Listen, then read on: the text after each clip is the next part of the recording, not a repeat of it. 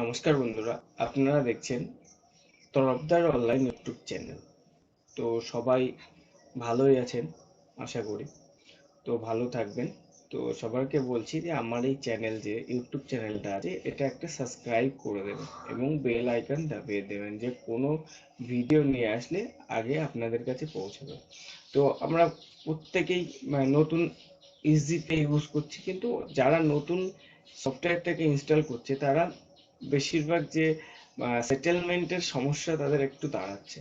তো আমরা এই সেটেলমেন্টের যে সমস্যাটা আছে সেটা আজকে এই ভিডিওতে দেখে আমরা সলভ করে নেব। তো চলুন শুরু করি সেটেলমেন্টের বিষয়টা। তো সেটেলমেন্টের বিষয়টা হচ্ছে আমরা এখানে দেখতে পাচ্ছি ইজিপের পোর্টাল। আপনি মোবাইল অ্যাপস দিয়েও করতে পারবেন বা ওয়েব পোর্টাল দিয়ে করতে পারবেন। তো আমরা সব থেকে প্রথমে মুভ টু ব্যাংক বলে একটা অপশন দেখাচ্ছে এখানে।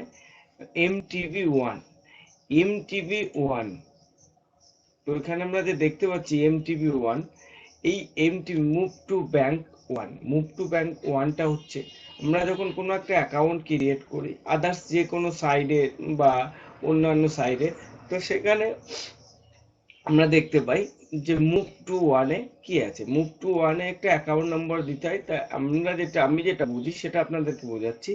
এটা মুভ টু ওয়ান জাস্ট অ্যাকাউন্টটা অ্যাপ্রুভ করার জন্য।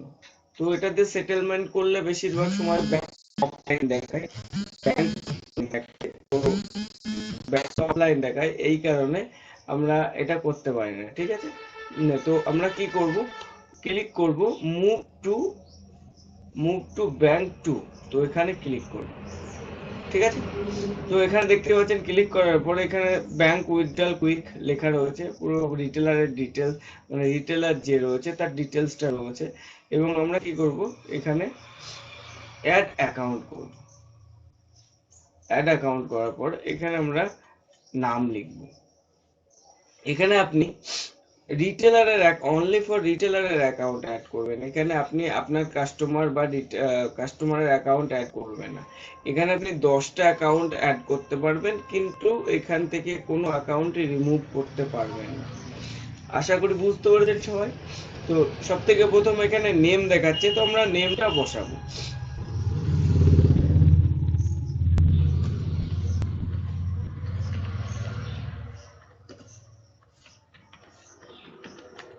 দেখতে পাচ্ছেন, এবার এখানে আমরা অ্যাকাউন্ট নম্বর বসাবো।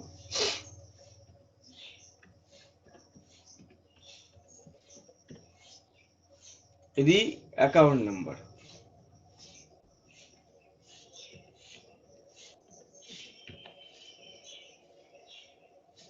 এবার এখানে আমরা ব্যাংক সিলেক্ট করব।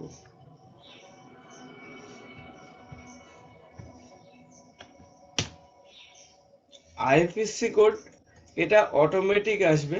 এবার কেউ যদি রিমুভ করতে চায় তো এখানে রিমুভ করে দেবে। ঠিক আছে বন্ধুরা, আশা করি এই যে ফর্মটা আমি ফিল আপ করেছি এই ফর্মটা প্রত্যেকেই বুঝতে পেরেছে। ঠিক আছে, তো এটাকে আমরা অ্যাড করে দিই। অ্যাড করে দিলাম। দেখুন এখানে আমার পেটিএম পেমেন্ট ব্যাংকের যে ডিটেলসটা আছে সেটা অ্যাড হয়ে গেছে। এবং এখান থেকে আমি অ্যামাউন্ট বসাবো আর সেটেলমেন্ট করে দেবো।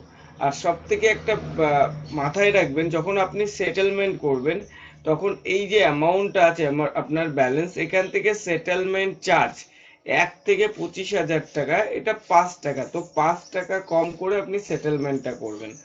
25,000-এর উপরে করলে 10 টাকা কম করবেন, এবং 1 লাখ থেকে 5 লাখ করলে 15 টাকা কম করবেন। তাই এটা ইজিপে সিস্টেম।